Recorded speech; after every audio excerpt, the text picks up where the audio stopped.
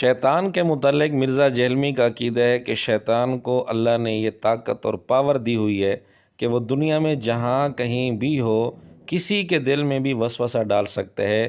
یعنی دنیا کے ایک کونے میں اگر شیطان موجود ہے تو دوسرے کونے میں بیٹھے ہوئے شخص کے دل میں وسوسہ ڈال سکتے ہیں۔ یہ اللہ نے اس کو طاقت اور پاور دی ہوئی ہے۔ بھائی اللہ تعالیٰ نے جب اسے قدرت دی تھی وسوسہ دلانے کی تو شیطان کو فزیکلی کہیں جانے کی ضرورت نہیں ہے۔ شیطان دنیا میں جہاں کہیں بھی بیٹھا ہو اللہ نے اسے یہ طاقت دی ہے کہ وہ کسی کے دل میں بھی وسوسہ ڈال سکتا ہے۔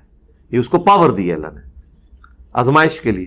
مرزا جہلمی اور اس کی پوری روحانی ذریت زندہ مردہ ساری مل کر کوئی آیت کوئی حدیث اس پر پیش کر سکتی ہے جس میں یہ لکھا ہوا ہو کہ شیطان کو اللہ نے نعوذ باللہ اتنی طاقت اور پاور دی ہوئی ہے کہ وہ دنیا کے ایک کونے میں بیٹھ کر دوسرے کونے میں بیٹھے ہوئے شخص کے دل میں وسوسہ ڈال سکتا ہے؟